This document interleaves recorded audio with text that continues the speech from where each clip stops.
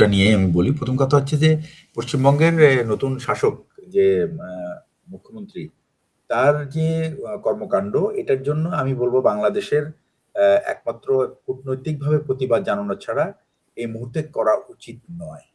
২ নম্বর হচ্ছে এটা হলো এক ধরনের ইনস্টিগেশন বা প্রভোকেশন। যেন আমরা এমন কিছু করি যেখানে এক ধরনের অস্থিতিশীল পরিস্থিতি তৈরি হয় সীমান্ত এলাকায় এবং সেই অস্থিতিশীল পরিস্থিতির সুযোগ নিয়ে শুভেন্দু বাবুর যে এজেন্ডা পুশিং ব্যাক মুসলমান এটা হয়তোবা সে স্টার্ট করতে পারে। সেকেন্ড হচ্ছে যে উনি হয়তোবা টের পাচ্ছেন না, উনি টের পাবেন কিছুদিন পরে। পশ্চিমবঙ্গের অর্থনীতি কিন্তু সাংঘাতিকভাবে বাংলাদেশ নির্ভর। বাংলাদেশি কাস্টমার ছাড়া, বাংলাদেশি পর্যটক, বাংলাদেশি রুগী, এটা এই যে একটা এদের এই এখন আমি মনে করি যে বাংলাদেশের সাধারণ মানুষের উচিত উনি যেহেতু এই বিহেভ করছেন এইভাবে বারবার বাংলাদেশকে যেহেতু উনি অপমান করার চেষ্টা করছেন, বাংলাদেশের সাধারণ মানুষের উচিত সিম্পলি ভারতে না যাওয়া। ভারতে না গিয়ে দুনিয়াতে আরো অনেক দেশ আছে এবং ব্যবসা বাণিজ্য বন্ধ করা, যেগুলো এই দায়িত্বটা ব্যবসা বাণিজ্য যেটা আছে সেটা পশ্চিমবঙ্গ থেকে আমাদের কেনার কিছুই নাই। একমাত্র শাড়ি কাপড়, মহিলাদের শাড়ি কাপড় ছাড়া আর কিছুই কেনার নাই।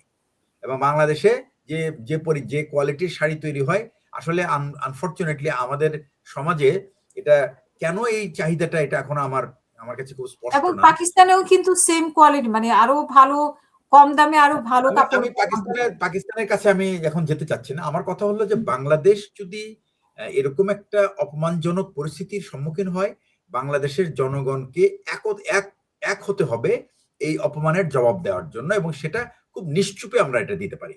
একটা জিনিস কি যে আপনি এই যদি ট্রাম্পের ভিজিটের ব্যাপারে চাইনিজরা একটা রুল ফলো করে, সেটা তাদের খুব পুরনো প্রবাদ, hide your strength bide your time. যে তুমি তোমার যে শক্তি আছে এটাকে লুকিয়ে রাখো আর সময় গেইন করো। আমার মতে বাংলাদেশের যারা নীতি নির্ধারক আছে তারা যদি নির্লজ্জ না হন, আমি কথাটা বলছি নির্লজ্জ না হন, যাদের যদি লজ্জা শরম থাকে তাহলে তারা দেশকে যেন তৈরি করেন একটা বিরূপ পরিস্থিতি মোকাবেলার জন্য এবং সাধারণ মানুষকে মানসিকভাবে তৈরি করেন যে আমাদেরকে কি ধরনের পরিস্থিতির মুখোমুখি আগামীতে হতে পারে।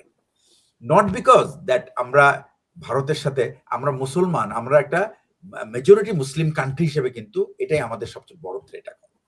কারণ ভারতে যা শুরু হয়েছে এটার আজ কোনো না কোনো একটা সময় বাংলাদেশে আসবে এবং বাংলাদেশের মানুষকে এটার জন্য প্রস্তুত থাকতে হবে এবং এই প্রস্তুত কিভাবে থাকতে হবে ইরান আমাদেরকে দেখিয়ে দিয়েছে যে একটা বড় দেশের সাথে যখন আমার লড়তে হবে তখন আমার কি কৌশল আমাকে অবলম্বন করতে হবে। যারা এখন নীতি নির্ধারণী আছে আমি বলবো তাদের কাছে দয়া করে আর পা ধরার কোনো দরকার নাই, মাথায় হাত দেওয়া মানে আমাদের কাছে মাফ চাওয়ার কোনো দরকার নাই। আমরা আমাদের আত্মসম্মান রেখে নিজেদেরকে প্রস্তুত করা উচিত। আচ্ছা, এখন আসি আমি